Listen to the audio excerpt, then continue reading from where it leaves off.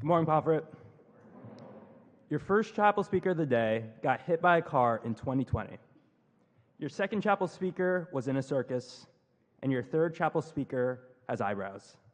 Your chapel speakers today are Laila Mancini, Sophie Fry, and Alex Trapani. Enjoy.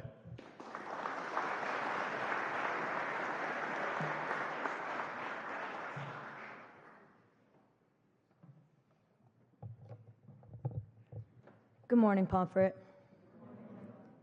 Standing here today, I can't help but feel the magnitude of these past 3 years.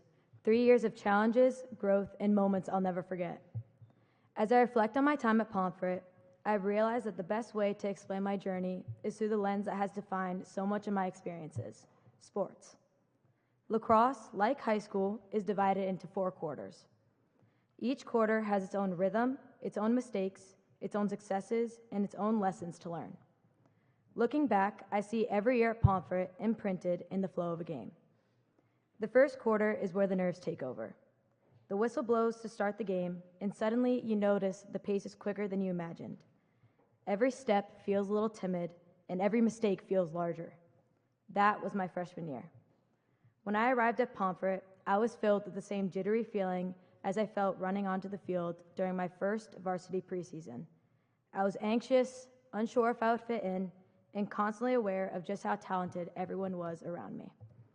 I compared myself to others, questioned my own decisions, and often replayed mistakes in my head long after they passed. However, your freshman year in the first quarter of the game will teach you 2 things: that you don't stay nervous and don't make the same mistakes forever. You realize that nobody plays a perfect quarter and nobody has an ideal freshman year. The goal is not to play mistake-free, but to make mistakes, learn from them, and continue moving forward. During the second quarter, your nerves usually start to calm down. You feel the speed of the game, you know your role, and you begin to believe in the system. For me, that was my sophomore year. I found my place not only in lacrosse, but also in Pomfret. The school became more than a place I went to class, it became a home. I learned about contributing to the community, whether on the field, in the classroom, or simply by being there to support my friends. I understood that success at Pomfret, like my success in lacrosse, was based on development and teamwork, not just individual talent. It was about figuring out my own positions, how I can contribute, and where I can learn and grow. Sophomore year certainly had its own challenges. Similar to the second quarter, I faced difficulties in several areas, including struggles with exhaustion, doubts about my confidence, and questions about my identity. Eventually, I started to realize that one failure does not define me. It is actually how I respond to that mistake, whether I stay defeated or evaluate and try again. By junior year, the game has reached its rhythm. The third quarter is about consistency, routine, and preparation for the final push. During my third year of high school, I started to understand the value of routine and resilience. It was a year of increased responsibility, marked by more challenging classes, leadership positions, and the expectation that I was no longer the underclassman looking up to upperclassmen. It was overwhelming at times. I still made mistakes, just like in the third quarter of a lacrosse game. I dropped the ball, sometimes. I performed poorly on tests and missed plays on the field. At the same time, I started to understand that leadership is not about perfection. It is about how I respond to my imperfections. Junior year was the period when I felt more self-assured. The game was no longer happening to me. Instead, I was taking control of it. I would go to office hours for any questions I had in those challenging classes, and I went to my coaches for help to make my game better. I learned to trust my instincts, lean on my teammates, and view challenges not as a sign of failing, but as an opportunity to realign and grow stronger. And then there's the fourth quarter, senior year. There is a sense of urgency at every point of the game, but the fourth quarter is the time when every second counts. You know how important it is to get the ball on each possession, to choose wisely with every pass, and to go all out whenever possible. Senior year has a similar feeling. The small moments that once seemed mundane suddenly feel special. Whether that's playing spike ball in the quad, a quick run to the tuck, or a late night chat in the dorm. Those moments are special now that I know my time is limited. My senior year has been marked by reflection, not just for the victories, the big wins, the celebrations, and the highlights, but also for the mistakes I made. Every drop ball, every failed test, every moment of insecurity, and every challenge I have overcome has helped me become the person I am today. I notice the same in my classmates. Each of us have played the game in our own way with our own mistakes and own successes. Pomfret isn't just a school. It's a team of diverse talents, personalities, and strengths coming together for something bigger than ourselves. Eventually, all games must come to an end. The whistle blows, you're getting off the field, and taking the memories of the plays that went right and what went wrong. But more importantly, you learn valuable lessons, develop resilience, foster teamwork, and build your trust in yourself and others. That's precisely what I've experienced at Pomfret. I arrived here as a nervous freshman, unsure if I could keep up with the pace. I faltered, I stumbled, I overthought. But eventually I developed, I adjusted, I found my footing. Now, as a senior, I enter this final quarter with gratitude, confidence, and a profound appreciation for every moment that has brought me to this point. The highs and lows that have shaped me into the person I am today. Now for my thank yous. I would like to start by thanking Billy for being the best advisor, and I'll miss all of our Sweet Cheek trips. To Miss Jones, thank you for always being there for me. I'll never forget, on my first day of my freshman year, after our initial conversation, I knew you would make a significant impact on my life. To my first friend here at Pomfret, Laila Miller, you have been by my side for the past 3 years, and I can't describe in words how much you mean to me. To all the memories we have made together, I love and miss you so much. To all my friends here at Pomfret, you guys have always been there for me, and I will miss you all. I love you guys. Audrey, I can't imagine not having a friend like you in my life. You've changed my life in such a positive way, and I'm going to miss you so much next year. I love you. To Tali and Lucas, even though I get made fun of for being the youngest all the time, I couldn't ask for better siblings. Your love, support, and encouragement has meant more to me than you could ever know. I love you guys. To my mom, thank you for providing me with the many opportunities that have made me the person I am today. Thank you for being a part of my life and for the love and care you have shown me. You have made such an impact on my life, and I can't imagine not having a mom like you. I love you. Lastly, I'd like to thank my dad, my biggest supporter. Through all of my hardships, you have stuck with me and have always encouraged me to do my best. I couldn't have been where I am today without you. I love you. My name is Laila Mancini, and I'm a 4-year senior here on the Hilltop. Thank you.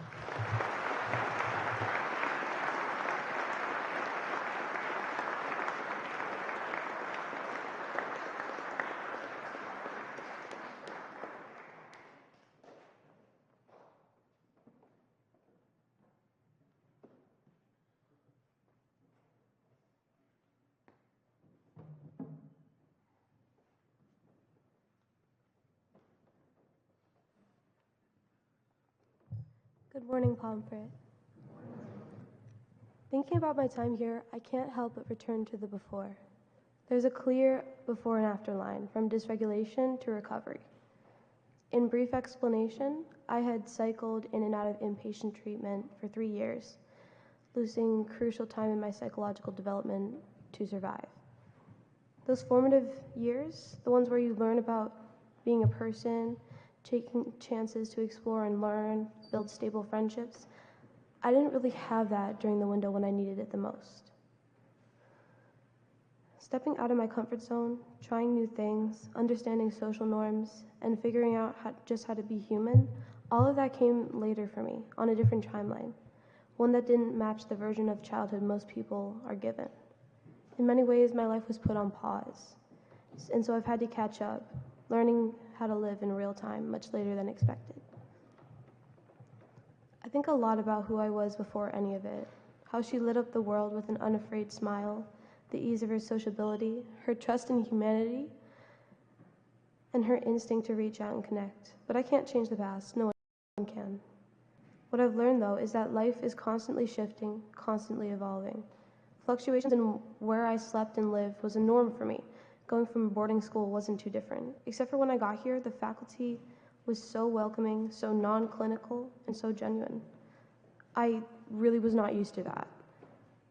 Going from turbulent impermanence to a predictable rhythm really help to ground me and give me space to root and grow.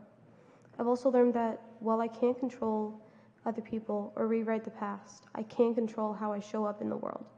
I can choose the light I put out and what parts I hold back or share. Nothing is certain, but that too can be freeing. All I know for sure is this: I am this person right now. The puzzle of my personality is something I've spent more time trying to figure out than I want to admit, but I think I've figured a bit out. I don't have to be just one thing. I don't have to commit to one ideal. I don't have to be so afraid of everyone. I don't have to be the therapist friend. I don't have to let people treat me as a doormat. I don't have to be someone else's entertainment. I don't have to stay in a box. And I don't need to be wanted. But I did, and I was. That's just the facts. What's also the facts is that I love thunder and lightning rainstorms. I love my dogs, Scargo and Bimbley, and Star, who was taken too soon. I love rough saltwater waves. I love a good floor time session with music or a friend to decompress with. I love ambient lighting, big fan of stuffed animals. I'm not so surprisingly decent with 3D arts. I love my plants who all have names: Phyllis, Nella Rose, Mira, Talia, Andrea, Sunny D, Umbrella Bella, Huda, Jerry, and R.I.P. Jaya. I just can't with succulents. I love my collection of good smelly things. I love being able to hug the ones I love, especially because of when there was a time that I couldn't. I tend to start collections and obsessions that I've had to learn to separate a bit from my core. I am someone who has accepted each chapter of their story finally. Someone whose scars tell the story of survival, someone who paid the price of perspective.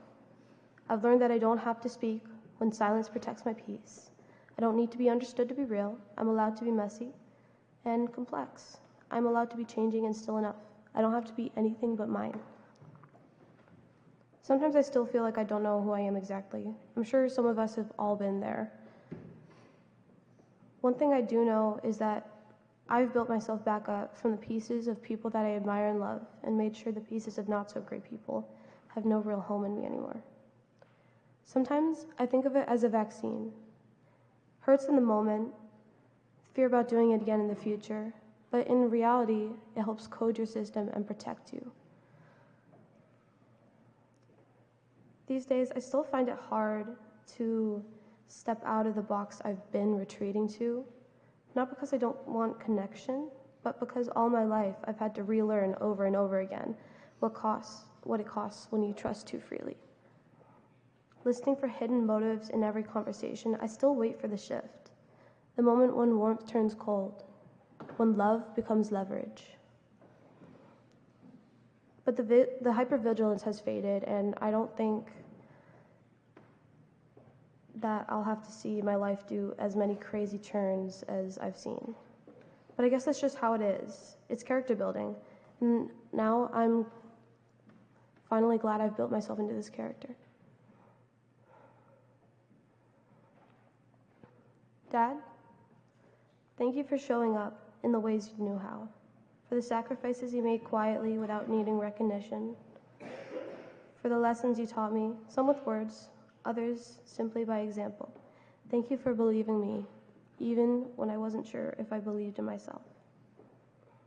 Mom, I love you so much. Sometimes it really does hurt. Like my chest just starts pounding and getting tight, and I know I'm going to start crying, but that's okay. That's not new at this point. The world has not been kind to you. I know I have not always been kind to you. You deserve so much more. I'm going to do everything in my power to show you how much you mean to me, how much worth you have to me.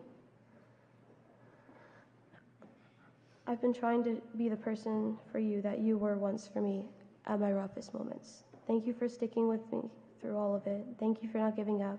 I love you so much. So in short, life is volatile, constantly changing. So make sure to be kind, be thoughtful, be human, and just be a real one. I'm Sophie Fry, and I'm a 3-year senior on the Hilltop. Thank you, Paul Frick.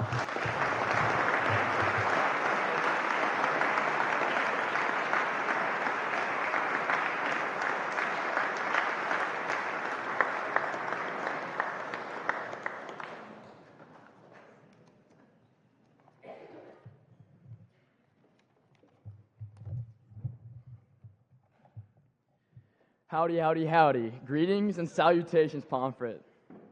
Happy midterms, everyone. First and foremost, I want to take time to thank the people who have profoundly impacted me throughout my years. Mom, while we've had our differences, I love you and am forever grateful for all that you have done for me. You've sacrificed so much for not only me, but for the whole family, and your love and affection doesn't go unnoticed. Dad, my partner in crime, my big guy, there's no one I'd rather take road trips with. Your sense of youthfulness, despite me sometimes, really most times, teasing you for it, makes you the best dad in the world. Now that I'm older, I literally look down to you both, but I will always look up to both of you guys. Your wisdom, goofiness, and love have always been essential to my life. I'm so proud to call you guys my parents.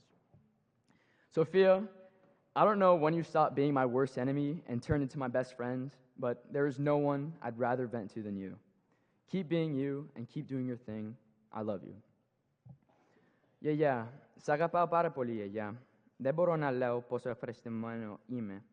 Όταν είσαι στη Νέα Υόρκη μαζί μας, θα φτιάξουμε παστίτσιο και μπουγάτσα, εντάξει. Φιλάκια από μένα, γιαγιά. Παππού, σ' αγαπάω πάρα πολύ, παππού. Δεν είσαι εδώ και τα καρδιά μου πονάω χωρίς εσύ. Ήσουν το πιο καλύτερο παππούλι στην ανθρωπίνη ζωή. Φιλάκια από εμένα, παππού. To the teachers and coaches that have supported me throughout the years, I'm indebted to you all. To all of my friends, both from back home in New York and from Pomfret, you guys have shaped the person that you see here today, whether you like it or not. To the teams that I've been a part of, especially the Pomfret 9 with our trip to the EJRTC, some of my fondest memories on the hilltop have come from our laughter and intensity. To the class of 2026, you guys welcomed me with open arms last year and taught me what it means to be a Griffin. To the Sheehan Waller family, I'm forever appreciative of our conflicts and resolutions. Most importantly, to Pomfret, each and every one of you here today. Thank you for being present and really making me proud to call this place my home. The connections that I've made and will continue to make are what makes this place so, so special to me. Thank you, thank you, thank you all so much.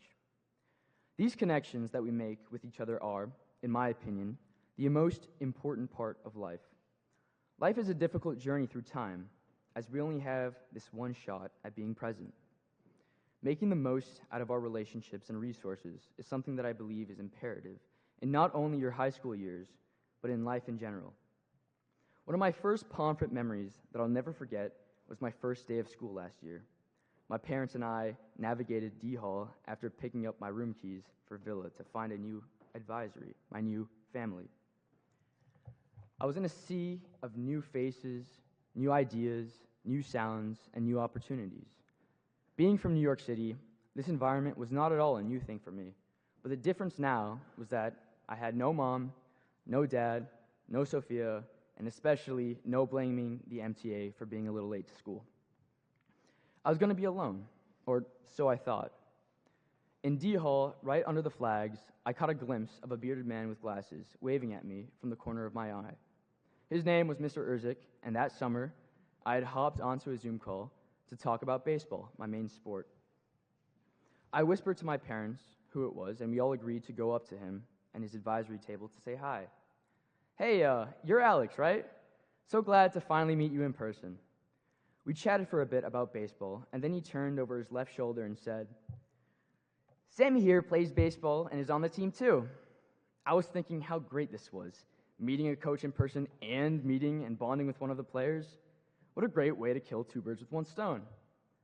I was expecting a brief, hey, how's it going, welcome to Pomfret, or any other generic greeting to a total stranger.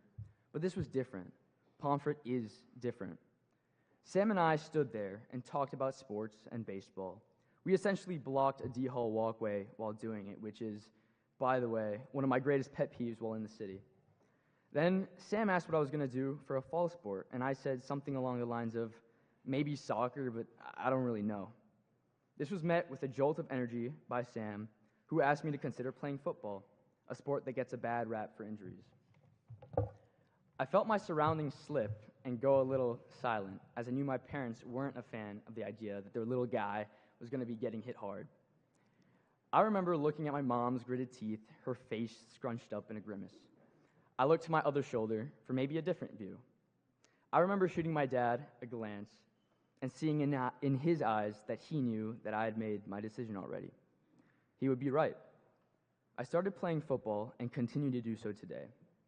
If Sam hadn't been the embodiment of Pomfret's core values, community, growth, and integrity, and taken the time to welcome me with all of his soul, the football team would not have had a below-average second-string kicker that year. All jokes aside, picking up football was one of the best decisions that I've ever made here at Pomfret, as it kickstarted a plethora of relationships that I will forever cherish. It would be ignorant to say that this was my idea alone, as I couldn't have done it without the support of my then newfound friend. My introduction, not only to the team, but to the school, was the foundation of my love for this place. Sam, among many others, is someone that I can count on through both the rough and smooth parts of not only my Pomfret career, but life in general. This is just one of the many stories that I can point to elaborate on how human connections, especially here at this special place called Pomfret, lighten up not only your soul, but our community as a whole. Find those people who make you feel good about not only yourself, but about life as a whole. Find people who support you and embrace you for who you truly are. Trust me, you will find these people here at Pomfret. Thank you for listening to my, as Mr. Geyer jokingly says, Trapple Talk. My name is Alex Trapani, and I am proud to be a 2-year senior here on the Hilltop. Thank you all so, so much, Pomfret, for everything that has and will come.